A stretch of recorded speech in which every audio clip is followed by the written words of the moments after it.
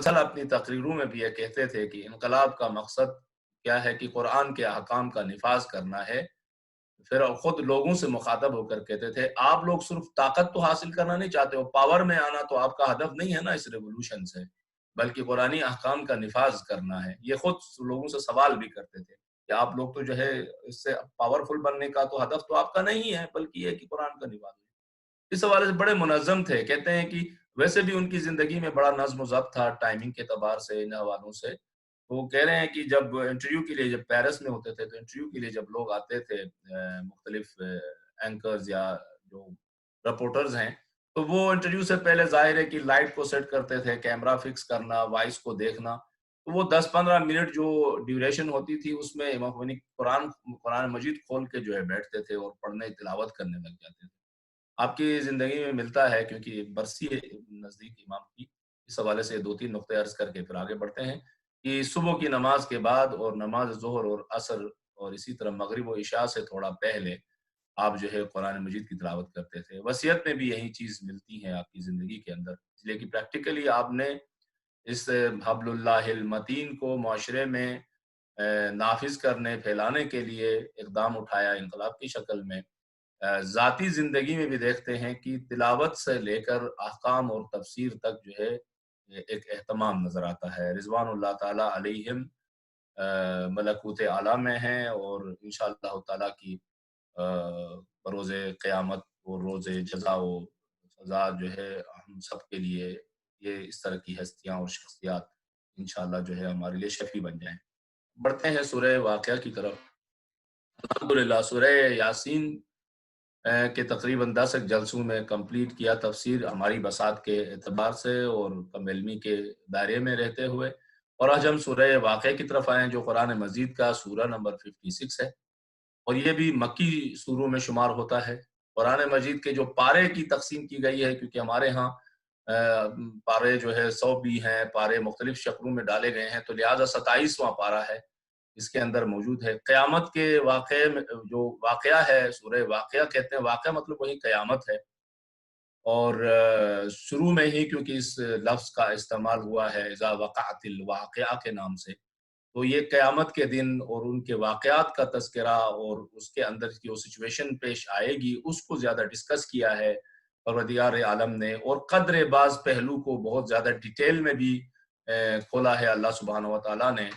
تو اس سورے کو اسی لیے کہتے ہیں کہ یہ قیامت کے موضوعات کے حوالے سے یہ ہے۔ کہا گیا کہ اس سورے کی تلاوت اگر جو مسلسل زندگی میں کرتا ہے تو بروز قیامت ان کو غافلوں میں سے شمار نہیں کیا جائے گا۔ غافلوں سے یعنی غفلت کے شکار ہونے والے، اور غافلین جو ہے وہ ایک بری صفت کے طور پہ یاد کی گئی، وہ لوگ جو غافل رہتے ہیں۔ غافل سے مراد یہ ہے کہ لا تعلق رہتے ہیں، کوئی لینا دینا نہیں ہے ان کو، بس اچھی سی زندگی ملی ہے اسی میں انجوائے کر رہے ہیں وسلام، اور اچانک پھر جھٹکا لگتا ہے جب موت کا، اور تب وہ ہوشیار ہو جاتے ہیں۔ پھر وقالت الانسان ما لها، کو کہتے ہو یہ کیا ہو رہا ہے ہمارے ساتھ، یہ کیا ہو گیا، یہ تو بالکل عجیب سی سچویشن میں گئے ہم لوگ، ہم نے تو امیجن بھی نہیں کیا تھا، ہمارے تو تصور میں نہیں تھی یہ چیزیں۔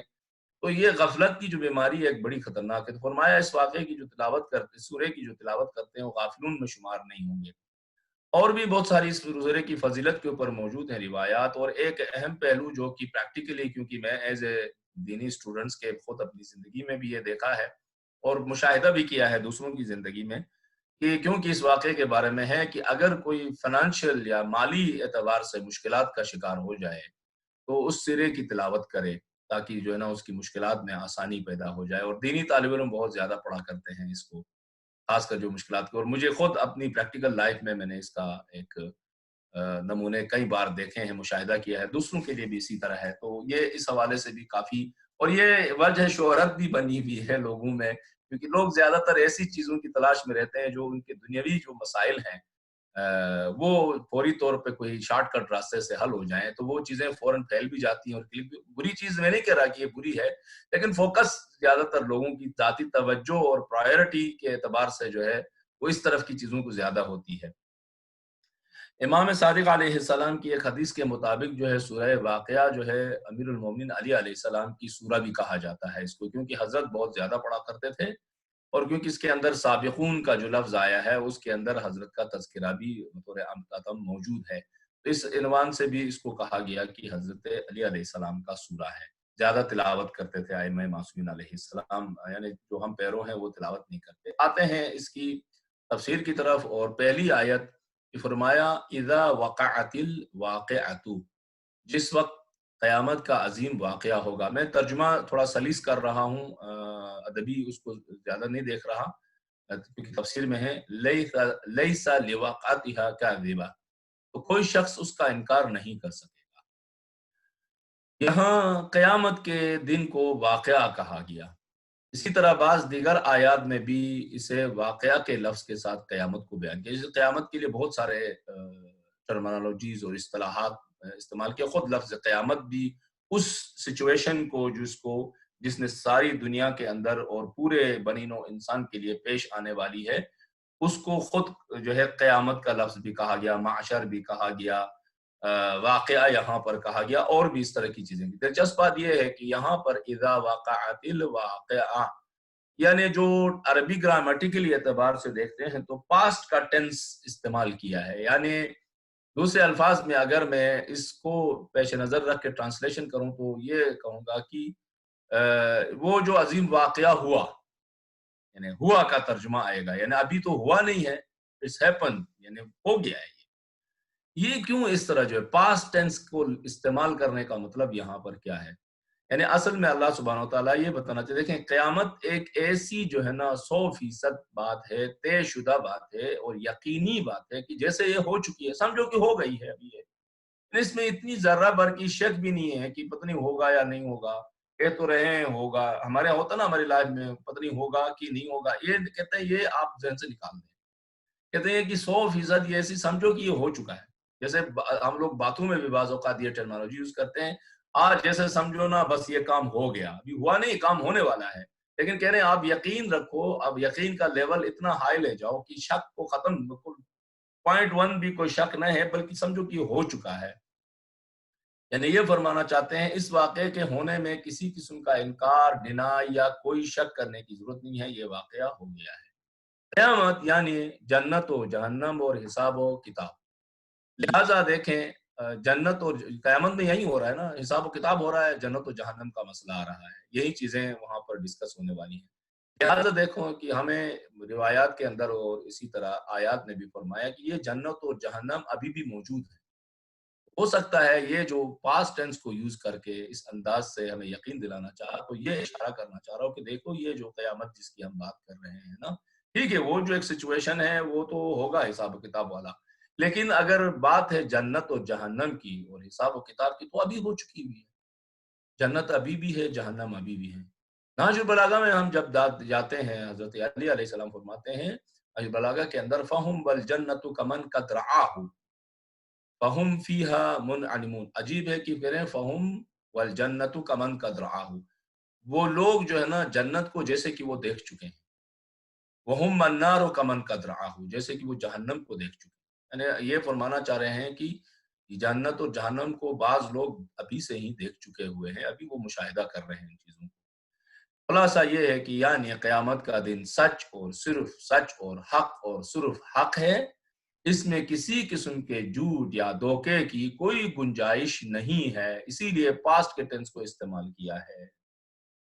نہ صرف یہ بات ذہن میں رکھیں کہ اس دن کے ہو جانے اور برپا ہونے اور واقع ہونے میں کسی قسم کی کوئی شک یا جھوٹ کی گنجائش نہیں ہے، بلکہ اس دن یعنی قیامت کے دن بھی کوئی جھوٹ یا دھوکہ ممکن نہیں ہوگا، کیونکہ یہ کھلی اور پیور قسم کی سچائی کا دن ہے. یہ خود دن سچا ہے، اس میں کوئی ڈاؤٹ نہ رکھنا. اس دن صرف اور صرف سچ سامنے آئے گا، حق کی بات سامنے آئے گی، کوئی اس کے علاوہ کوئی پاسبلٹی نہیں ہوگی کہ اس دن آدمی جو ہے کسی اور راستے کو اپنائے. اس میں کوئی جھوٹ ہو سکتا ہے، مبالغہ ہو سکتا ہے، کوئی اور، یہ پاسبل ہی نہیں ہے، یہ بھی ذہن میں رکھ لینا. یعنی جہاں نہ جھوٹ بولا جا سکے گا، نمبر ایک، نہ کوئی چیز چھپایا جا سکے گا جیسے کہ ہم دنیا میں کرتے ہیں، کیونکہ یہ سچ صرف اور سچ کا دن ہے، حقیقتوں کے سامنے منکشف ہونے کا دن ہے. لہٰذا کوئی پاسبل ہی نہیں ہے کہ سچ کے علاوہ کسی چیز کے لیے وہاں سپیس ہی نہیں ہے. دوسرے الفاظ میں سپیس نہیں ہے، اس لیے اس لیے کہ یہ ہے حق کا دن، اور حق مطلق اللہ تعالیٰ ہے، یعنی دوسرے الفاظ میں قیامت میں، کیونکہ نور خدا نے پورے اس دن کے ہر حصے کو پر کیا ہوگا، جہاں سچائی اور حق کے علاوہ کسی کے لیے کوئی سپیس ہی نہیں رہے گی، کوئی گنجائش باقی نہیں بچے گی، کہ اس گنجائش والے حصے میں کہ یہ سپیس بچ گئی ہے تو اس سپیس میں اپنا جھوٹ فٹ کر سکوں، میں اپنے ناحق کو وہاں پر ایڈ کر سکوں، اور دوسرے کو کہوں نہیں یہ بات تو ایسی تھی، یہ واصلہ تو ایسا ہوا تھا، سپیس ہی نہیں ہوگی وہاں پہ جگہ۔ اب یہ جو ہے نا آدمی محسوس کر سکتا ہے، اس چیز کو محسوس کر سکتا ہے۔ ایسا ہے کہ فرض کریں کہ کہتے ہیں بھائی اس برتن کے اندر اب کسی اور چیز کو ڈالنے کی جگہ نہیں، میرا بیگ بالکل فل ہو چکا ہے، کوئی گنجائش نہیں رہی کسی چیز کی، اب اس میں کیا ڈالیں گے؟ اب جب کوئی جگہ ہی نہیں ہے تو، جب جگہ نہیں ہے تو کوئی چیز ڈالی نہیں جا سکتی۔ کہہ رہے ہیں کہ سچ اور حق کی اس قدر جو ہے قیامت کے دن نور خدا کی کا پھیلاؤ ہوگا کہ وہاں کسی نہ کوئی جھوٹ بول سکے گا، نہ کوئی اور چیز ایڈ ہو سکے گی، کیونکہ کوئی جگہ ہی نہیں۔ انسان خواہ جو ہے مجرم ہو یا بری ہو، اچھا ہو یا برا ہو، وہ صرف سچ بول سکے گا وہاں پر، کوئی اور بات نہیں بول سکے گا۔ سچ کے علاوہ کوئی چیز ممکن نہیں ہے اس کے لیے کہ کوئی بول دیا جائے۔ بعض دیگر جگہوں میں دیکھتے ہیں قیامت کی جو منظر کشی کی ہے، اس میں فرمایا سورج کی روشنی کو ہم لپیٹ دیں گے، اذا الشمس کورت واذا النجوم انکدرت، ستارے چاند سب ختم ہو جائیں گے۔ یہ ایک اور جگہوں میں قیامت کی منظر کشی کی ہے، قیامت سٹارٹ ہوگی تو یہ صورتحال ہوگی، سورج چاند ستارے اس کو ہم لپیٹیں گے، ختم کر دیں گے، یہ سب ختم ہو جائے گا۔ تو یہاں ایک سوال اوپر بھی کیونکہ نور خدا کا ذکر آیا ہے، اس لیے جو ہے اس سوال سامنے پیش آتا ہے کہ قیامت کے دن لوگ دیکھیں گے کس چیز سے؟ سورج تو ہے نہیں، اس کی روشنی میں ہم دیکھتے ہیں، چاند کی روشنی میں ہم دیکھ سکتے تھے، ستاروں کی روشنی میں دیکھ سکتے تھے۔ تو قیامت کے دن روشنی کا اہتمام ہوگا یا نہیں ہوگا؟ لائٹ شائٹ ہوگی، کہاں سے کوئی نور آ رہا ہوگا، یہ کدھر سے آئے گا، اوپر آسمان سے ہوگا، نیچے زمین سے نکلے گا، یا کوئی تو ہونا چاہیے نا، کوئی اس طرح ہم دیکھیں چیزوں کو۔ اندھیرا ہی اندھیرا ہے، کیونکہ آپ نے تو فرمایا اذا الشمس کورت، جب ہم سورج کی روشنی کو لپیٹ دیں گے، واذا النجوم انکدرت، اور چاند سورج سب ستاروں کو جو ہے ہم قدر کر دیں گے، ختم ہو جائیں گے یہ تو پھر روشنی کا اہتمام وہاں پر قیامت کے دن، کہ اول خلقت سے لے کے ابھی تک جو ہے ارب خرب لوگوں نے وہاں پہ، ٹریلینز لوگوں نے کٹے ہونا ہے، تو وہ دیکھیں گے آپس میں ایک دوسرے کو کیسے، منظر کیسے نظر آئے گا ان کو، کس چیز سے دیکھیں گے؟ ان کے پاس اپنی کوئی چیز ہوگی، باہر سے کوئی چیز اس کو دکھائے گی؟ ابھی تو یہ ہوتا ہے کہ ہمارے پاس آنکھیں ہیں، ٹھیک ہے، آنکھیں تو اس وقت بھی ہوں گی، صرف یہ آنکھیں ہونا کافی نہیں ہے، مجھے لائٹ بھی چاہیے، یا سورج کی لائٹ ہو یا چاند کے ستاروں کی لائٹ ہو، یا لائٹ لگے گی کسی چیز پر تو میں اس کو دیکھ پاؤں گا، میری آنکھوں کی جو ہے تب یہ پرفارمنس کر سکتی ہے، مگر تو یہ پاسبل نہیں ہے۔ اب یہ جو موضوع ہے، کیونکہ بحث قیامت مسلسل آئے گی، تو اس لیے زیارہ یہاں سے ہی چیزوں کو کلیئر کرتے ہوئے آگے بڑھنا زیادہ مناسب ہے۔ آیات اور روایات بیان کرتی ہیں کہ قیامت کا منظر ایسا ہوگا کہ دو لوگ کھڑے ہوں گے ایک ساتھ دو لوگ کھڑے ہوں گے۔ دیکھیں ہم اکیڈمک تھوڑے سے انداز میں تفسیر کر رہے ہیں، تو عوامی جو باتیں ہوتی ہیں اس سے ذرا ہٹ کے ہم تھوڑی سی ڈیپلی چیزوں کو لے کے چلیں گے ساتھ ساتھ۔ دو لوگ کھڑے ہوں گے ساتھ، تو ایک کو راستہ دکھائی دے گا قیامت کے دن، دوسرے بیچارے کو اپنے سامنے کی چیز نظر نہیں آئی۔ دو بندے کھڑے ہیں، ساتھ کھڑے ہیں، اور دونوں ایک ہی ٹائمنگ رکھتے ہیں اور ایک ہی پلیس میں بیٹھے ہیں، ایک راستہ دیکھ پا رہا ہے، ایک دوسرا نہیں دیکھ پا رہا، یعنی کہ ایک اندھا ہے فزیکلی، یعنی آنکھیں نہیں ہیں، ایسی بات نہیں ہے، دونوں کے پاس آنکھیں ہیں، لہٰذا جو ہے لیکن ایک کو راستہ نظر آ رہا ہے، دوسرے کو نظر نہیں آ رہا ہے، یعنی دوسرے الفاظ میں ایک شخص اپنے نور سے دیکھ رہا ہوگا راستے کو، وہ اپنے نور سے راستہ دیکھ رہا ہے، دوسرے کے پاس یہ نور ہے نہیں، تو وہ بیچارہ اندھیرے میں ہاتھ پیر مار رہا ہے۔ مثلا فرمایا نورہم یسعی بین ایدیہم، عجیب قسم کا جملہ ہے یہ، نورہم یسعی بین ایدیہم، ان لوگوں کی روشنی خود ان کے ہاتھوں میں ہوگی، یا خود ان کے پاس ہوگی، خود ان کے درمیان ہوگی۔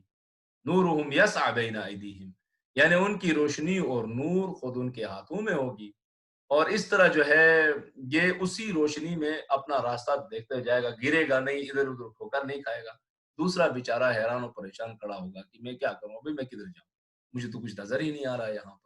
सूरज तो है नहीं कि रोशनी करे, सितारे तो है नहीं कि रोशनी करें, चांद तो है नहीं। चांद और सूरज तो पहले ही अल्लाह ने फरमाया कि ये तो तुम्हारी दुनिया के लिए थे, सब हमने उठा देना है, इसकी तो रोशनी लपेट देंगे, ये तो बिस्तर, ये ऐसा है जैसे कहते ना दस्तरखान फैलाया था हमने, चांद सूरज सितारे जमीन ये दरिया मरिया पहाड़ चार डाले थे, हमने अपने दस्तरखान को फोल्ड कर दिया यूं। आगे पढ़ेंगे बिल्कुल इसी तरह की ताबीर आती है, आगे एक जगह पे आएंगे तो ये फोल्ड कर दिया ऐसे। तुम्हारे लिए बहुत बड़ा मुश्किल काम है, पता नहीं इसको उठाऊं उसको उठाऊं, उसको रखूं इसको रखूं, ये सारा कैसे समेटूं कैसे बिछाऊं, तुम्हारे लिए ये सालों लग सकते हैं, अरबों सालों। अल्लाह के लिए ऐसा है, दस्तरखान बिछा दिया, यूं समेट लिया लपेट लिया, ऐसे ही लगे, वही लफ्ज इस्तेमाल किया खूबिरत। कुबीरत का लफ्ज अब ज्यादा उसमें नहीं जाते, कुबीरत का मतलब है लपेटना, ये जैसे अमामे को लपेटते हैं, हत्ता मिसाल इसी की दी है, कुवरत शम्स वदउहा कमा कुवरतिल अमामा, यानी ऐसे लपेट दिया इसको, आस्ता आस्ता हम लपेट देंगे, तो अल्लाह ने तो यूं लपेट दिया सारा, खत्म हो गया, कोई सूरज चांद सितारा नहीं है।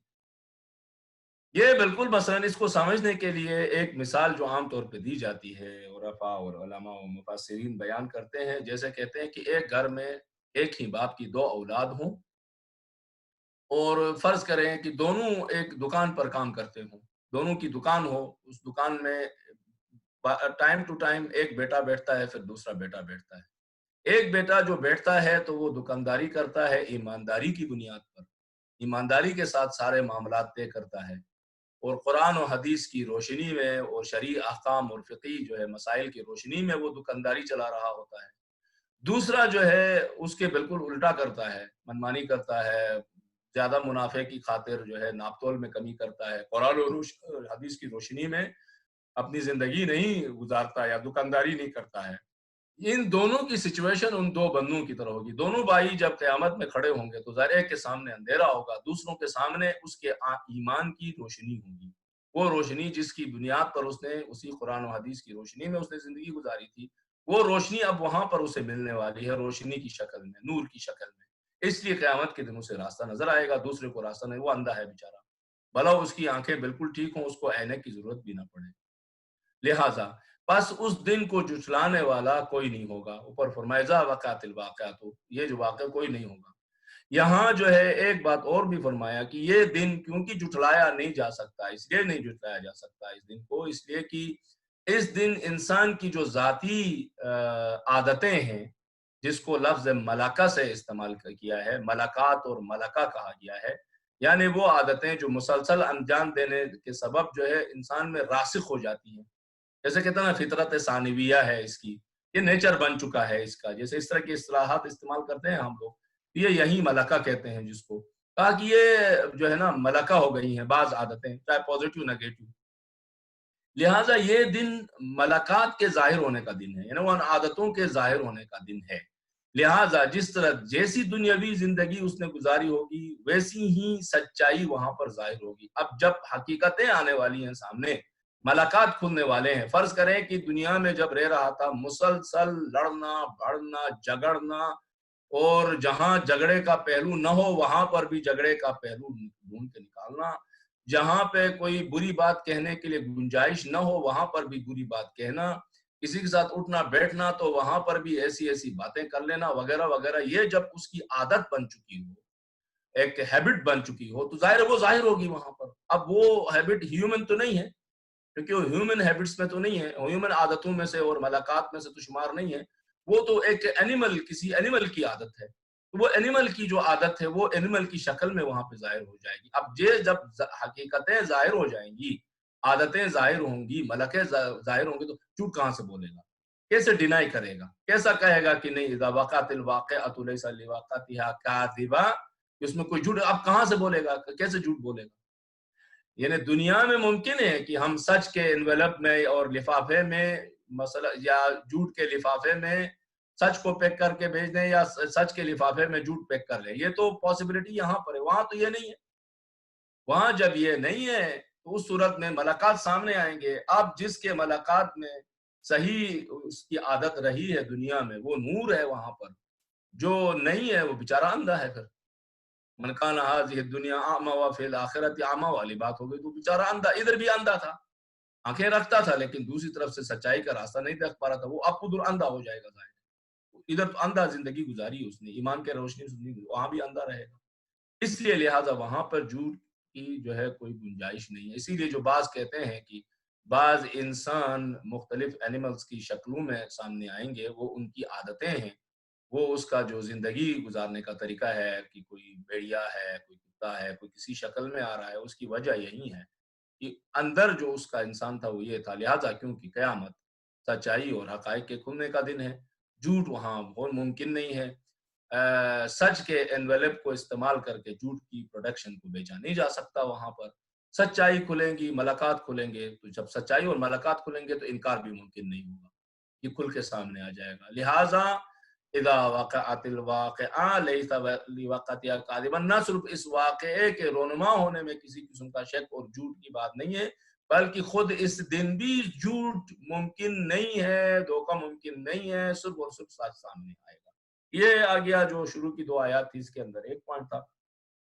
اگلی آیت میں فرمایا، آیت نمبر 3 میں، خافضۃ الرافعہ، وہ تہو بالا کرنے والا واقعہ ہوگا، یعنی خافضہ اور رافعہ، رافعہ یعنی بلند کرنا، خافضہ یعنی نیچے کر دینا، یعنی اصل میں دیکھیں تو یہ ایک انقلاب کی بات ہو رہی ہے۔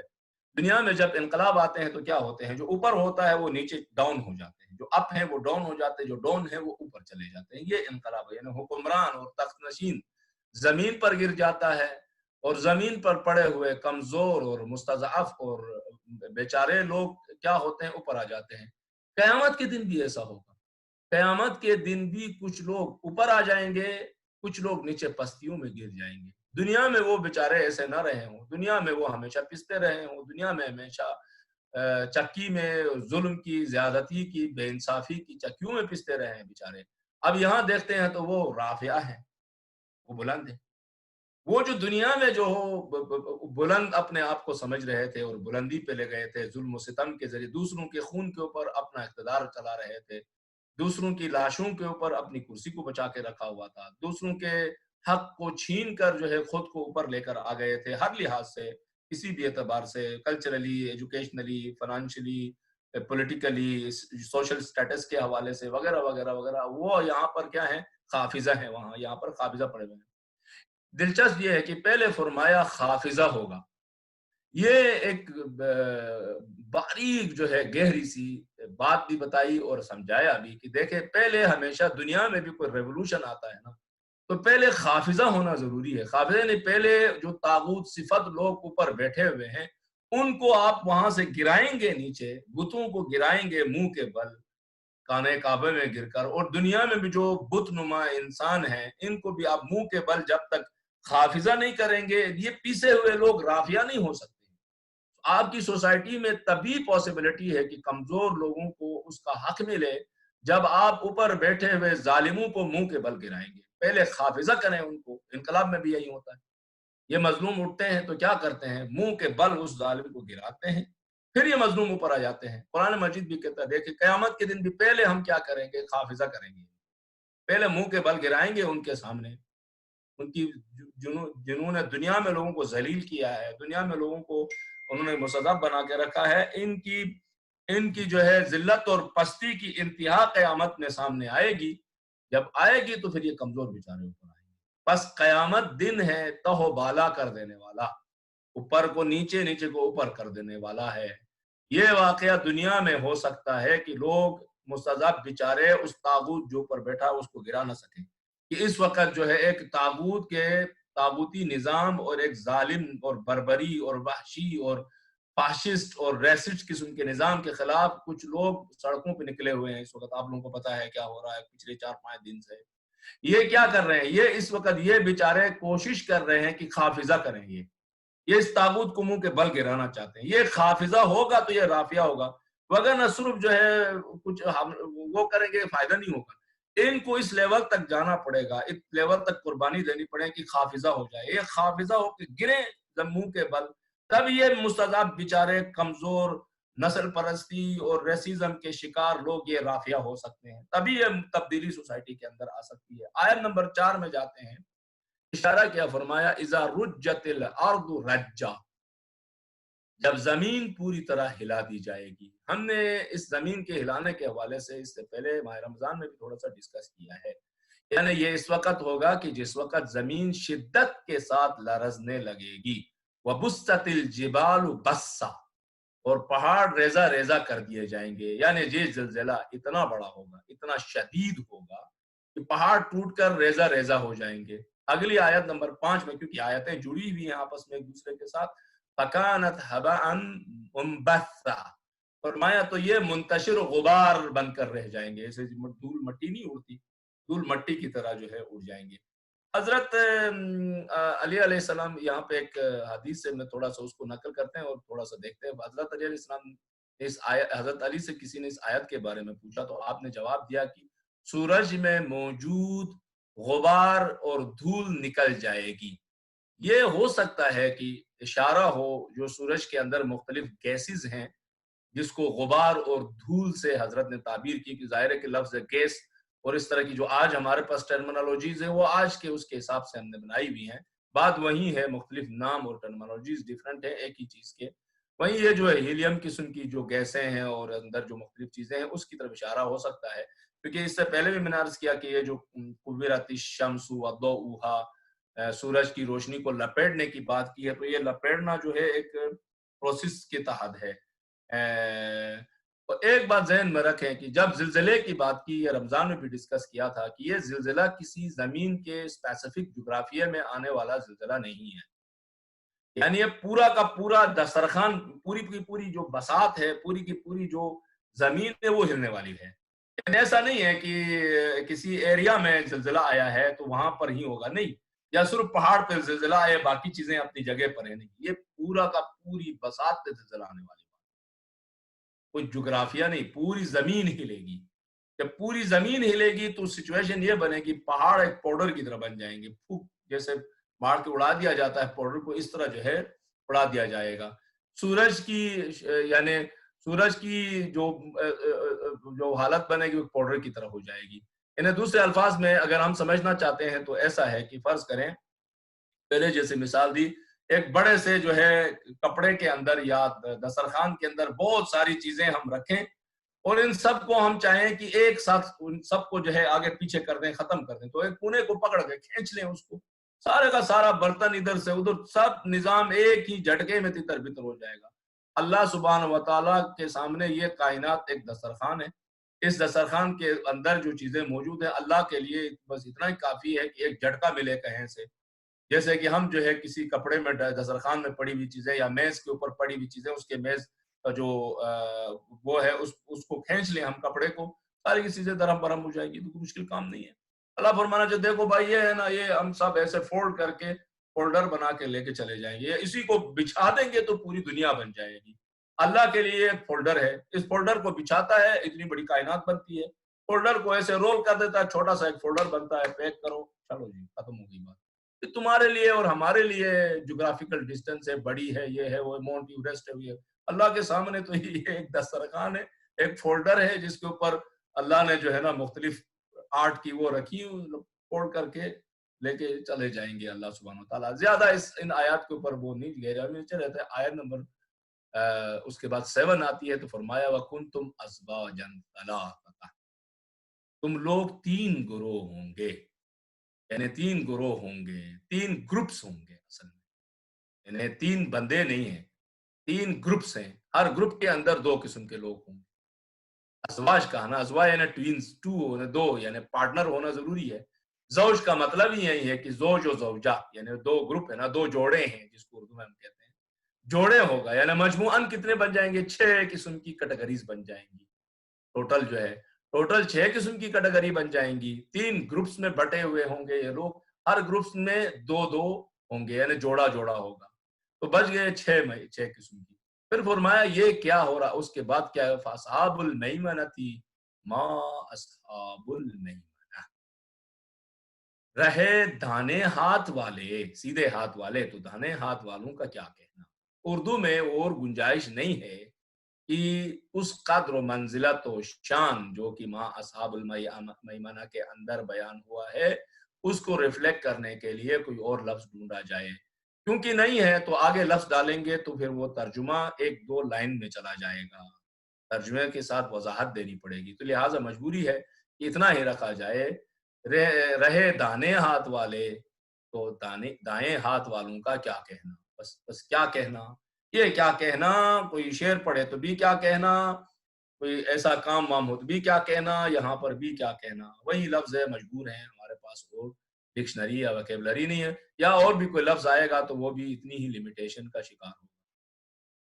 سیدھے ہاتھ والوں نے جو قیامت کے دن جو اعمال نامہ پکڑنا ہے، ان کو اتنی عزت کے ساتھ بیان کر رہا ہے پروردگار، فرماتے ہیں ما اصحاب المیمنہ، بھائی تم کیا جانو ان کی کیا بات ہے، ان کی کیا شان و شوکت ہے، یہ کیا قدر و منزلت ہے۔ عجیب ہے کہ یہاں پر جو لفظ استعمال کیا ہے وہی لفظ ہے جو شب قدر کے لیے یوز ہوا ہے، شب قدر کو بھی اسی انداز میں اللہ نے پریزنٹ کیا اور پہچنوایا ہے۔ وما ادراک ما لیلۃ القدر، ہے کہ نہیں ہے، وما ادراک ما، یہاں پہ مطلب ما اصحاب المیمنہ، وہی لفظ ما کے ذریعے سے وہاں شب قدر کی شان و منزلت اور اس کی اہمیت و افادیت کو بیان کیا، یہاں سیدھے ہاتھ سے نامہ اعمال پکڑنے والے قیامت میں جو گروپس کے اندر جو لوگ ہیں ان کی شان و شوکت کو بیان کرنے کے لیے وہی لفظ استعمال کیا۔ کہتے ہیں کہ قیامت کے دن سیدھے ہاتھ یعنی اصحاب میمنہ، اور اسی طرح جو اگلی کیٹیگری ہے اصحاب مشأمہ یعنی الٹے ہاتھ والوں کی پہچان کہتے ہیں قدر آسان ہوگی، آسانی ہوگی کہ ان لوگوں کو پہچان لے آدمی، قیامت والے دیکھیں گے پتہ چلے گا وہ سیدھے ہاتھ والے یہ ہیں، اچھا یہ الٹے ہاتھ والے، یعنی آسان مطلب ہر کسی کے لیے آسان نہیں ہے، مشکل ہے، لیکن بہرحال پھر بھی کچھ لوگ ہوں گے جو پہچان لیں گے، اور پہچاننے میں اتنا زیادہ مشکلات پیش نہیں آئیں گی۔ تو مشکل چیز ہے وہ سابقون کی پہچان، سابقون کی شناخت، کیونکہ اس کی اگلی کیٹیگری سابقون ہے، تو پہلے ہی ہم اس کا ایک تھوڑا سا سٹارٹنگ وہ بنا لیں کہ پھر اس آیت میں انٹر ہو جائیں تو ذرا ڈیپلی بعض بحث کو ہم کر سکیں۔ سابقون کی شناخت ہر کسی کے بس میں نہیں ہے، سابقون کی کامل و اکمل شناخت دنیا میں بھی ہر کسی کے بس میں نہیں ہے، دنیا میں پھر بھی شناخت کا ایک پہلو ہے، لیکن سابقون کی جو فرمایا کہ کامل و اکمل جو شناخت ہے وہ دنیا میں بھی مشکل ہے، تو ادھر بھی اسی طرح مشکل ہے، ہر کسی کے بس میں نہیں۔ سیدھے ہاتھ والے لوگوں کی ایک شناخت یہ ہے کہ یہ انڈیپینڈنٹلی نہیں ہے، یہ لوگ جس کو کہتے ہیں نا کہ مستقل ہیں، یہ مستقل ایک شناخت رکھتے ہیں، انڈیپینڈنٹلی اپنی ایک آئیڈینٹی رکھتے ہیں، یہ ایسا نہیں ہے۔ کہاں سے یہ پتا چل گیا یہ ایسا نہیں ہے، بلکہ ان کی شناخت کسی کی وجہ سے ہے، یعنی وہ خود انڈیپینڈنٹلی کوئی آئیڈیا وہ کیا کہتے ہیں کوئی شخصیت نہیں رکھتے ہیں، کوئی پرسنالٹی نہیں رکھتے ہیں، ان کی کسی اور کی وجہ سے ان کی یہ شان و منزلت اور شان و شوکت ہے۔ مطلب کیا ہے اس کا؟ مطلب اس لیے ہے کہ یہاں لفظ اصحاب استعمال کیا ہے، نے فرمایا المیمنہ، اصحاب المیمنہ، یعنی یہ کسی کے ہمراہ ہیں، اصحاب یعنی صحبت سے ہے، صحبت یعنی ہمراہ رہنا، صحابہ بھی اسی لیے ہم کہتے ہیں، صحابہ کا مطلب کیا، جو اللہ کے رسول کے ساتھ رہے، صحابیت کا مطلب یہ نہیں مصاحبت مطلب ہمراہی کو ہم کہتے ہیں، کمپینین میرے خیال میں یوز کرتے ہیں انگلش میں، پتہ نہیں کتنا ریفلیکٹ کرتا ہے صحابہ والے لفظ کو، مجھے کیونکہ انگلش زیادہ مجھے نہیں آتی تو میں نہیں کہہ سکتا یقین سے، لہٰذا یہ بھی کیا ہے، یہ جو اصحاب میمنہ ہیں سیدھے ہاتھ سے نامہ اعمال لینے والے ہیں، ان کی اپنی کوئی اس طرح کی مستقل حیثیت نہیں ہے، کیونکہ یہ کسی کی صحبت اور ہمراہی میں ہے، اس لیے یہ ان کی منزلت و شان و شوکت ہے۔ ایک بات یہ آ گئی، سابقون ایسا نہیں ہے، اس لیے ان کی پہچان بھی آسان ہے، کیونکہ یہ بیچارے خود سے تو کوئی شناخت رکھتے نہیں ہیں کہ مشکل ہو جائے، یہ تو معلوم ہے پہچانے ہوئے پہچنوائے ہوئے پاپولر لوگوں کے ساتھ کی وجہ سے ان کی بھی آئیڈینٹی کلیئر ہو جائے گی، کیونکہ یہ پاپولر لوگوں کے ساتھ ہی ہیں، صحابہ ہیں، فلاں کے مصاحبت میں اصحاب میمنہ ہیں، لہٰذا کیونکہ وہ جو جن کے ساتھ یہ بیٹھے ہیں وہ شناختہ شدہ ہیں تو ان کی بھی پہچان ہونا آسان ہوگی، اسی لیے کہتے ہیں کہ پہچاننا اتنا زیادہ مشکل نہیں ہوگا، لیکن سابقون ایسے نہیں ہیں، سابقون مستقل ہیں، سابقون اپنی ایک شخصیت رکھتے ہیں، سابقون اپنی ایک حیثیت رکھتے ہیں، اسی لیے جو ہے ان کی جو ہے سابقون کی جو شناخت ہے وہ آسان نہیں ہوگی۔ قرآن مجید میں بھی اصحاب یمین کی جو شناخت بیان کیا ہے اس میں ہے، مثلا اور بھی آیتیں ہیں اس میں اصحاب یمین کو تھوڑا سا ڈسکس کیا ہے کہ اصحاب یمین کون ہیں، کیا ہیں ان کی شناخت۔ مثال کے طور پر یعنی فرمایا یعنی یم کا لفظ استعمال، یمین کا لفظ بھی آیا، میمنہ جیسے یہاں پر آیا تو کس بعض اور آیتوں میں لفظ یمین استعمال کیا ہے۔ یمین سے مراد یہاں پر یم بھی لیا گیا ہے۔ یم کا مطلب کیا ہے؟ یم کہتے ہیں برکت اور سبب کے معنی میں، یعنی یم یعنی میں نے جو پہلے ہی عرض کیا وہ خود سے نہیں بلکہ کسی دوسرے کے سبب سے، کسی دوسرے کی وجہ سے ایک، اور یہ ایک معنی یہ بھی ہے کہ وہ صاحبان برکت ہیں، خیر و برکت ہیں۔ اسی طرح جو ہے ایک اور معنی جو ہم نے اوپر بھی کیا کہ وہ سیدھے ہاتھ سے لینے والے ہیں، اس لیے ان کو اصحاب یمین کہا گیا ہے۔ یمین ویسے سیدھے کو بھی کہتے ہیں، یمین ویسے ایک ایگریمنٹ اور معاہدے کو بھی کہتے ہیں۔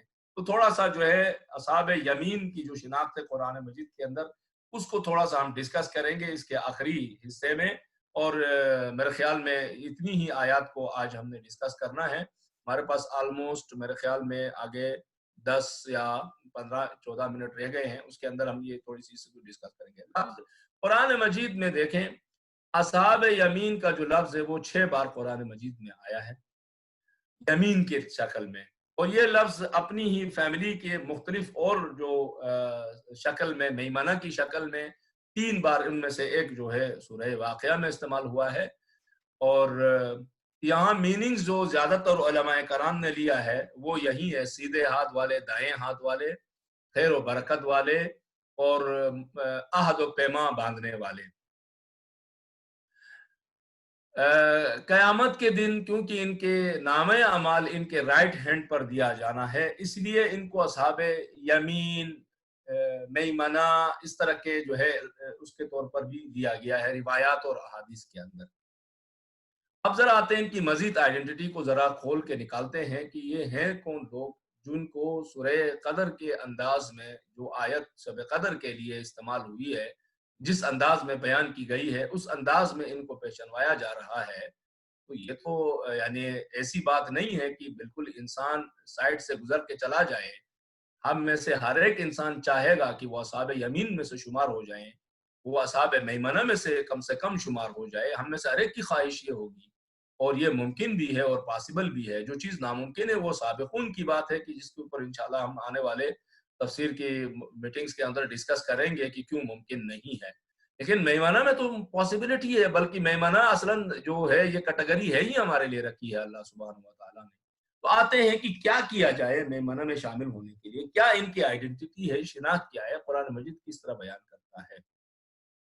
ایک اور پوائنٹ جو ہے ذہن میں رہے کہ اصحاب یمین ضروری نہیں ہے کہ صرف اور صرف امت پیغمبر میں شامل ہوں۔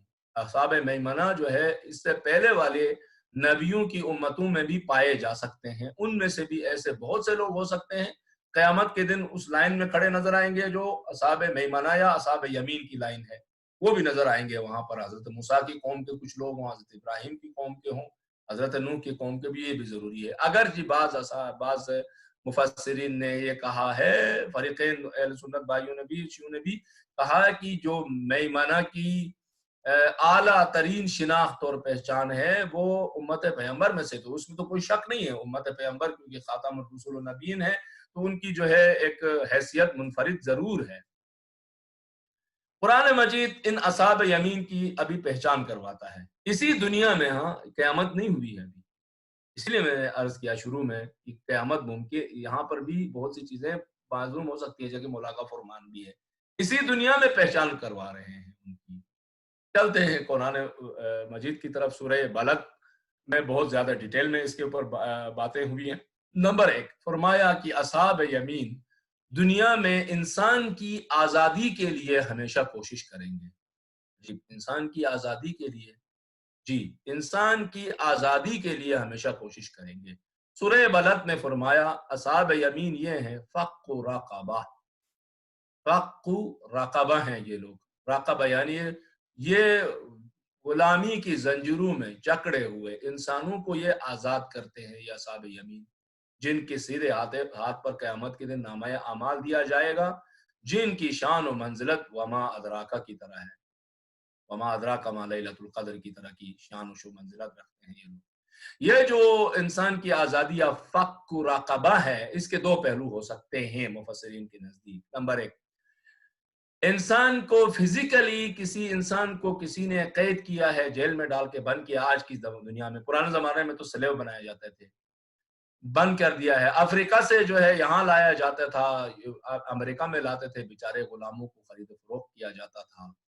ایک تو یہ ہے کہ فزیکلی ان کو آزاد کرے، یا بیچارے کو بے گناہ جیل میں ڈالا ہے اس کو وہاں سے وہ چھٹکارا دلاتا ہے، یا بیچارہ کسی کے ہاں ملازمت کر رہا ہے، جیسے بعض مڈل ایسٹ کی بعض ممالک میں پاسپورٹ چھینتے ہیں وغیرہ وغیرہ، غلام بننے پر مجبور کرتے ہیں آج کی ماڈرن دنیا کے اندر بھی، وہاں سے اس کو آزادی دلاتا ہے فزیکلی طور پر۔ ایک تو یہ ہے، دوسرا فکری، عقیدتی، تہذیبی، ثقافتی، کلچرل وائز، سیاسی، معیشتی آزادی دلاتا ہے، قوموں کو آزادی دلاتا ہے، افراد کو آزادی دلاتا ہے۔ مثلا ایک بندے نے چھوٹے ایک فرد سے آتے ہیں سوسائٹی کی طرف، مثال کے طور پر کیسے ہو سکتا ہے یہ غلامیہ سے ہوتا ہے؟ ایک آدمی نے قرضہ لیا کسی سے، آگے سے اس نے سود کی زنجیر میں اس کو گرفتار کر دیا، اب وہ بیچارہ ہے کہ ساری لائف انٹرسٹ اور سود دے رہا ہے، سود پہ سود دے رہا ہے، سود پہ سود دے رہا ہے۔ میں جانتا ہوں خود میرے اپنے علاقے میں ایک ایسے بندے کو جو بہت ہو چکا ہے، جن کے ساتھ ایسی زیادتی ہو گئی، اس کے اوپر قتل بھی ہوئے ہیں،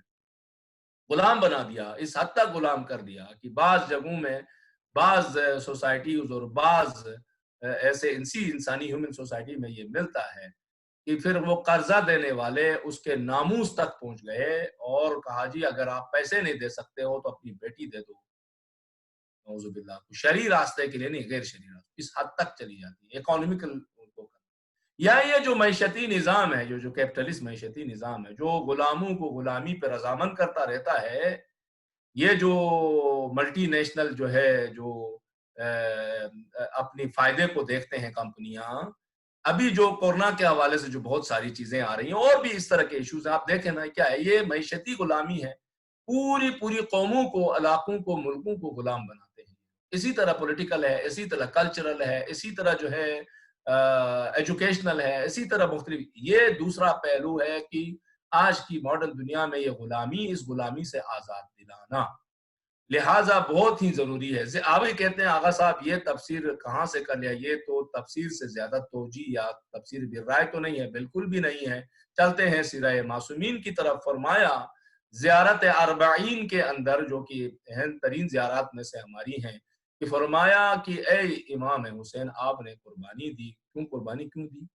لیستنقذ او لیستنقذ عبادک من الجہالت والحیرہ، اللہ، تاکہ لوگوں کو جہالت اور گمراہی اور پریشانی اور ظلم و ستم سے آزادی دلائیں، نجات دلائیں، استنقذ، انقاذ کرے، نجات دلائیں۔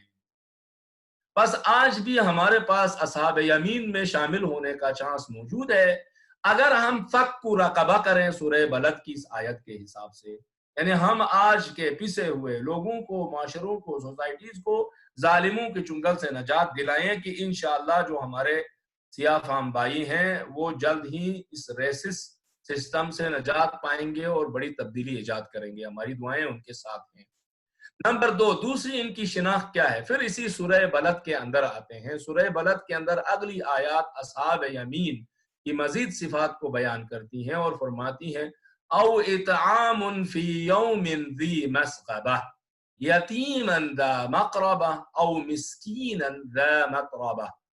اصحاب یمین بھوکوں کی بھوک مٹانے کا اہتمام کرتے ہیں، خاص کر مشکلات میں، یعنی ذو مسغبہ میں، ذی مسغبہ والے لوگ جو مشکلات میں پڑے ہوئے بیچارے، اور خاص کر اپنے رشتہ داروں میں، چاہے یہ رشتہ عقیدے کا رشتہ ہو اور اس سے زیادہ جو فقہی اعتبار سے خون کا رشتہ ہے، ان میں جو یتیم و مسکین ہیں ان کا خیال رکھتے ہیں۔ اللہ اکبر، یہ اصحاب یمین قرآن بیان کر رہا ہے۔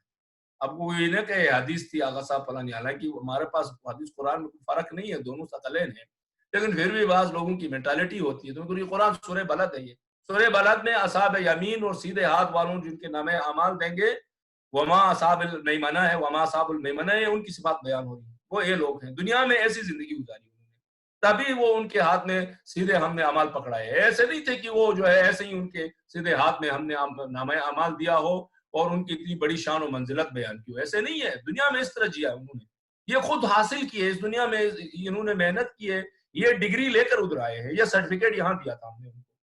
सर्टिफिकेट लेने की जगह यहाँ थी, यहाँ से सर्टिफिकेट अपनी बेईमाना की डिग्री लेकर वहां आए हैं। अब न दे दे ये तो हो ही नहीं सकता है। ये तो हकीकतों का कयामत का दिन है। यहाँ तो नहीं हो सकता। दुनिया में तो बेचारे जो काबिल हो तो भी उसको वो डिग्री नहीं मिलती बाजों का। नालायक आदमी भी डिग्री खरीदता है। हमारे एक साहब थे, वो कहते हैं डिग्री डिग्री होती है, जाली हो या असली हो। ये तो दुनिया का आपका निजाम है, यहाँ पर तो नहीं है भाई। वहां आप न दें, यहाँ मिलने वाला है। ये डिग्री लेकर आया है, वो खुद लेकर आया है, हम कैसे न दें उसको। नंबर 3, फरमाया असाब यमीन दुनिया में ईमान के मसले में बड़ी सख्तियां बर्दाश्त करने वाले हैं। सिर्फ सख्तियां बर्दाश्त नहीं करते, बल्कि कुरान मजीद की आयत फिर सूरह बलद के अंदर आयत नंबर 18 कहती है, सुम्मा कान मिनल्लज़ीना आमनू, नंबर 1, वतवासौ बिस्सब्रि वतवासौ बिलमरहमा। फिर कहता उलाइका अस्हाबुल मैमना। अल्लाह, देखें, असाब मैमना बनना है तो ये सिफात, दूसरों के ईमान के यानी दूसरों के ईमान के रास्ते में आने वाली मुश्किलात पर सब्र और फिर आपस में रहमदिली के लिए भी ये लोग कोशिश करते हैं। मतलब क्या? मतलब ये कि लोगों के ईमान की मजबूती के लिए जद्दोजहद करते हैं ना ये लोग। यही तबलीग दीन करते हैं, सेंटर चलाते हैं, इमाम बारगाह चलाते हैं, मेंबर पे आते हैं, मेंबर के एहतमाम करते हैं, क्लासेस, दर्स, बेस, मुबाहिसा, ये वो, दामे दिरहमे सुखने कदम है, तकलीफ उठाते हैं। किसके लिए? दूसरे साहिबान ईमान के लिए, दूसरों साहिबान ईमान के लिए। और दूसरे साहिबान ईमान के लिए जिद्दोजहद, तलाश व कोशिश, तवासौ कहा है, नहीं कहा अपने लिए, तवासौ बिस्सब्र व तवासौ बिलमरहमा। तुम कान मिनल्लज़ीना आमनू, वो जो ईमान लाए हैं, ईमान लाएंगे तो मेमना में आएंगे, वो तो चलो अकीदती आइडेंटिटी हो गई। आगे क्या करेंगे? तवासौ बिस्सब्र व तवासौ बिलमरहमा उलाइका अस्हाबुल मैमना। मतलब ये फरमाते, देखो जो मुश्किलात आएंगी इस रास्ते में, तबलीग दीन और ईमान के फैलाव के रास्ते में, वो बड़े सब्र करेंगे, एक आपस में रहमदिली के साथ पेश आएंगे। जाहिर है जहां मुश्किलात आती हैं वहां टेंशनें भी जाहिर होती हैं। जब टेंशन जाहिर होती है तो फिर नाचाकियां भी शुरू हो जाती हैं। ये इंसानी उसके अंदर मौजूद है। इंसान होशियार ना हो तो मुश्किलात के वक्त उसकी टेंशन बढ़ती है, टेंशन से झगड़े ज्यादा होते हैं, इख्तलाफात ज्यादा बढ़ते हैं, छोटी सी चीज बड़ी लगने लग जाती है, छोटा सा मसला बड़ा लग जाने लग जाता है। तो उस मरहले में क्या करते हैं? रहमदिली की भी कोशिश करते हैं। सूरह बलद की आयत नंबर 18। हमारे पास 3 मिनट से ज्यादा वक्त नहीं बचा है। मैं ये एक और, क्योंकि आखिरी 2 पॉइंट तेजी से बयान करता हूं और ये खुद ब खुद नेचुरली खत्म होगा। फरमाया नंबर 4, दुनियावी जिंदगी में इफरात और तफरीद नहीं करते, बल्कि मोतदिल जिंदगी गुजारते हैं। हम अपने लिए और हम दूसरों के लिए, हम मौकिफ लेते वक्त, हम इकदाम करते वक्त। तुम औरसनल किताब अल्लज़ीना इस्तफ़ैनाहुम मिन इबादिना फमिनहुम ज़ालिमुन लिनफ्सिही व मिनहुम मुक़तसिदुन। सूरह फातिर की आयत है। यानी मोतदिल जिंदगी गुजारना, एतदाल के साथ जिंदगी गुजारते हैं, इफरात और तफरीद नहीं करते। पांचवा पॉइंट बताया, वो किसी दूसरे की नहीं। ये तो बहुत ही इसमें तो हम सब दावेदार हैं और हम समझते हैं ये सबसे आसान और इजी काम है कि इंशाल्लाह इसी सूर्य के आगे जाके इस पहलू के ऊपर एक डिस्कशन आने वाली है।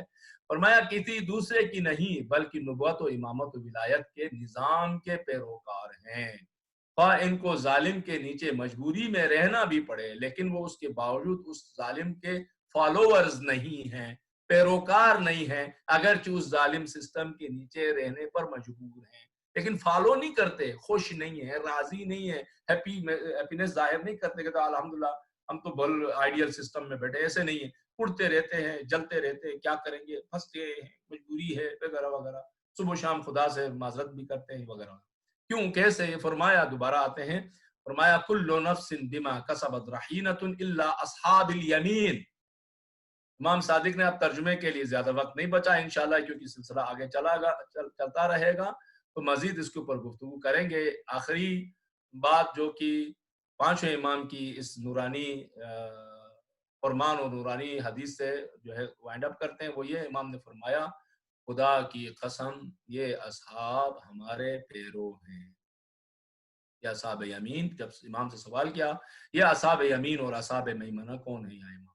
فرمایا خدا کی قسم یہ ہمارے پیروکار ہیں۔ اسی لیے یہاں پر بھی فرمایا کل نفس بما کسبت رہینۃ الا اصحاب الیمین۔ پروردگار عالم سے 10 بدعا ہیں کہ پروردگارہ ہمیں قیامت کے اس انتہائی اہم دن میں خدایا ہمیں اصحاب یمین میں سے کم شامل ہونے کی توفیق عطا فرما، اور اس کے لیے ابھی سے اس دنیا میں اس سرٹیفکیٹ کے حاصل کرنے کی تیاری کرنے کی توفیق عنایت فرما۔ والسلام علیکم ورحمۃ اللہ وبرکاتہ۔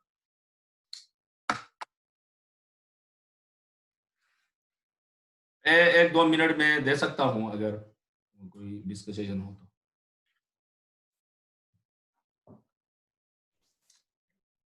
جزاک اللہ، اگر سلامت رہیں انشاءاللہ۔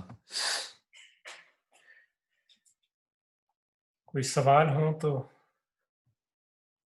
بسم اللہ۔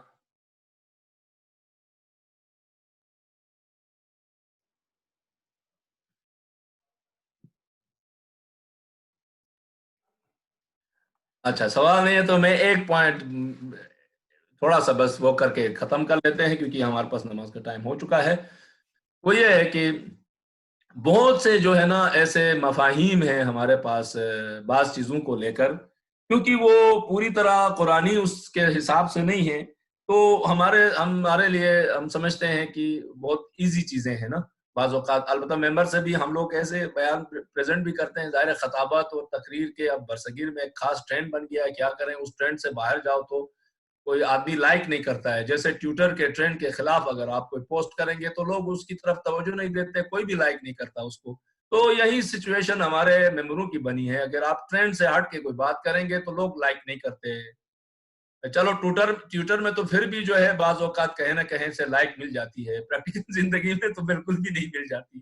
تو جب مجبور ہو جاتے ہیں پھر خطبہ ایک خاص پٹری کے اوپر لوگوں کو لے کے جائیں، جو کہ میں ذمہ داری کے ساتھ، کیونکہ دیکھیں ہم سب نے مرنا ہے، وہ کتنا 46 47 کو کراس کر چکا ہوں میں آلریڈی، اب آگے کیا بچا ہے جس کو حاصل کرنا ہے، تو سیدھے سیدھے بات کی جائے، جو بھی ہے بین اللہ و بین اللہ، خدا ناراض نہ ہو جائے، بندوں سے کے ساتھ جو بھی معاملہ ہوتا ہے۔ بہت سی باتیں میں آپ کو بتا دوں گا خواب دکھا رہے ہیں ہوتے ہیں ممبر سے ہم لوگ، معذرت آپ لوگوں کو جھوٹے خواب دکھاتے ہیں، جھوٹے آپ لوگوں کو جنت کے سرٹیفکیٹ بانٹتے ہیں، بالکل غلط ہے، ایسے کبھی نہیں پہنچے گا، وہاں پہنچ کے جھٹکا لگے گا لوگوں کو جب دیکھیں گے کہ کدھر پھنسے ہیں ادھر، تو دیکھے گا اپنے سامنے اندھیرا ہے، کہیں گے بابا ہم تو ادھر جو ہے نا یہ تھے وہ تھے، ہم تو یہ سمجھ رہے تھے، ہم تو وہ سمجھ، ہم نے تو شفاعت کو جو ہے ایک کیا کہتے ہیں ایک ایسا فلٹر اور ایک ایسی وہ سمجھی تھی کہ جہاں سے جو بھی ہم کریں گے ادھر سے صاف ہو کے ہم نکل جائیں گے، ہم نے تو ایک ایسا فلٹر سمجھا تھا، یہاں تو کچھ اور چیز نکل آئی ہے، یہاں تو کچھ مل نہیں ہو تو کہہ رہے شفاعت تو لائق ہی نہیں اس کے، تو بڑی چیز پرے ہو جاؤ ادھر، تمہارا تو لنک ہی نہیں بنتا ہے ادھر، کوئی تمہاری چین ہی نہیں، تمہارا کوئی تعلق ہی نہیں بنتا ہے، تو اس وقت وہاں شوکنگ سے بھی بڑی بڑی چیزیں ہونے والی ہیں۔ لہٰذا دیکھیں انسان دنیا میں جب تک اپنا عمل ٹھیک نہیں کرتا، اپنے منیمم واجبات اور کیا کہتے ہیں مستحبات کو ادا نہیں، واجبات سے مراد صرف ذاتی واجبات نہیں ہے، اجتماعی ہر لحاظ سے واجبات ادا نہیں کرتا، پھر کچھ رہ جاتا ہے تو پھر شفاعت کے لائق ٹھہراتا، بابا کوشش کی پروردگار نہیں کر سکا، بے ہمت تھا، تھوڑی سی کم ہمت تھی، زیادہ نہیں کر سکا، بس کی میں نے کیا جتنا ہو سکتا ہے کیا میں نے، چھڑ گئی، بس باقی چیزیں معاف کرنا، ایمان رکھتا تھا کہ یہ بھی میں اعتراف کرتا ہوں میں نے غلطی کی۔ بعض لوگ ہیں نا، بعض لوگ کہتے ہیں نہیں ہے، جیسے وہ اپنا حق جتا رہے ہیں، یا کچھ نہیں ہے، عمل کچھ نہیں ہے دنیا کے اندر، اصحاب یمین کی صفات آ رہی ہیں، دیکھیں آپ نے دیکھا 4-5 صفات ہی گنی ہے میں نے، مجھے ڈیٹیل میں بھی نہیں گئے ہیں ہم لوگ، اب لگائیں کہ یہ جو ہے نا اس پہ ان میں سے ایک بھی ہم نے کام انجام نہ دیا ہو، 2 بھی انجام نہ دیے ہوں، اس کے بعد دعویٰ ہمارا یہ ٹھہرے کہ ہم سیدھے بہشت بری میں جا کے چلے جائیں گے، اور شفاعت کے جیسے کہ ہم جو ہے نا کوئی قرضہ ہے ہمارا شفاعت حاصل کرنے کا، قرضدار ہے شفاعت دینے والے ہمارے لیے، یہ نعوذ باللہ یہ بالکل ہی غلط کنسپٹ۔ ہاں اس دنیا میں کرو کچھ رہ جاتا ہے، جیسے وہ دعا میں آخری جملہ دعا میں فرمایا الہ ان کان فیہ نقص، مثلا فرمایا او خلل، فرمایا خدا ہے میری نماز میں، میرے روزے میں، میری عبادات میں، میری کاموں میں، میری اجتماعی ذاتی فرائض کو ادا کرنے میں اگر کوئی کمی رہ گئی ہے، اگر کوئی اس میں غلطی میں نے کر لی ہے، کرنے کے باوجود کہتا ہے لا تؤاخذنی، مجھے معاف کر رہا ہوں۔ دیکھو میں نے کیا تو نا، میں نے کیا ہے، اپنی پوری ہمت جتائی ہے، باغ دوڑ کی ہے، ایسے ہی ہاتھ پہ ہاتھ رکھ کے ایسے ہی امیدیں لگا کے نہیں بیٹھا۔ میں نے آپ نے جو فرمایا اس پر پورا اترنے کی کوشش کی ہے، میں نے انسانی سوسائٹی میں جتنی زندگی گزاری ہے، پھر بھی نقص خلل فیہ رہ گیا ہے، تو لا تؤاخذنی، خدا مجھے معاف کر۔ ہاں یہاں پہ ہے یہ مقام، اصلاً کیا نہیں ہے، صفر میں کھڑا بیٹھا ہوا ہے، دعویٰ ہے کہ 100 مجھے ملنے چاہیے، 100 والے سٹیج پہ میں جاؤں، میں سرٹیفکیٹ، مجھے ڈگری دے دو، یمین اصحاب یمین کی ڈگری دے دو مجھے۔ کس بات کی اصحاب یمین کی ڈگری؟ تو پہلی کلاس پاس ہی نہیں کیا، تم پی ایچ ڈی کی ڈگری مانگ رہے ہو؟ یہ تو ہو ہی نہیں سکتا، دنیا میں نہیں ہوتا تھا تمہاری۔ ہاں تم نے اگر جعلی ڈگری لینی ہے وہ یہاں نہیں چل سکتی، یہاں سچائیاں کھلتی ہیں بھائی۔ یہ اب سچائیوں کے کھلنے کا ٹائم آیا ہے، تو یہاں پہ تو آپ مہربانی کریں نا، کوئی ڈگری نہیں آ سکتی ہے۔ ہمیں پتہ ہے تمہاری مجلسوں کا، تمہارے نظر و نیاز کا، تمہاری خطابتوں کا، تمہاری تقریروں کا، تمہاری تفسیروں کا، تمہارے ساری چیزوں کا ہمیں اندرونی حالت ہے۔ تم وہاں دھوکہ دے سکتے ہو، بڑا آزادار، قدیمی، فلان، یہ ساری باتیں وہاں چل سکتی ہیں تمہاری۔ وہاں پہ تم اینویلپ میں کچھ اندر ڈال کے باہر کچھ لکھ کے دے سکتے، یہاں نہیں، یہاں اندر کھلے گا، ابھی تمہارے اندر کا کھلے گا، پتہ چلے گا تم ہو کون، وہیں دل بتائے گا، وہیں آنکھیں بتائیں گی، وہیں ہاتھ بتائیں گے۔ تو لہٰذا بہت مشکل مرحلہ ہے، سچائیاں کھلنا آسان نہیں ہے۔ 2 منٹ کے لیے تصور کیجیے، اگر ایک دن صرف خدا متعال ہمارے اندر سے کھول کے سب کے سامنے کر دے تو ہمارا حشر کیا ہوگا؟ وہ تو وہاں پہ تو سراپا یعنی ابتدا سے اینڈ تک ساری سچائی نے آنا ہے، اس وقت ہماری پوزیشن کیا ہوگی؟ الا ما رحم ربی، پروردگار ارحم الراحمین ہے۔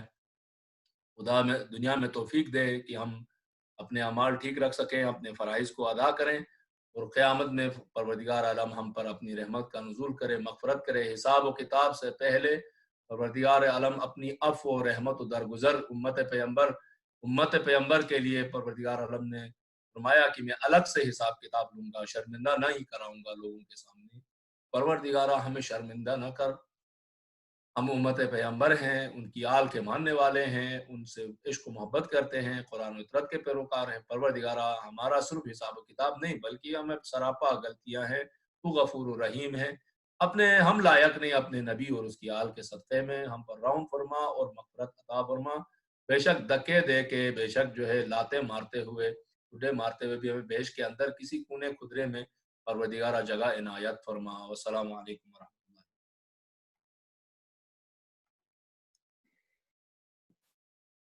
الہی آمین۔